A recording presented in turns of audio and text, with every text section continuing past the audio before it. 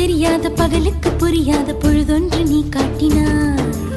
இதயத்தில் நீ இருப்பதனால் நான் தூங்கும் நேரத்தில் என்னுள்ளே தூங்காமல் நெஞ்சுக்குள் வாயாடினாய். கண்ணாடி நீ கடிகாரம் நான் உன்னுள்ளே ஓடோடி வாழ்வே. காதல் எனும் கடுதாசி நீ என்றென்றும்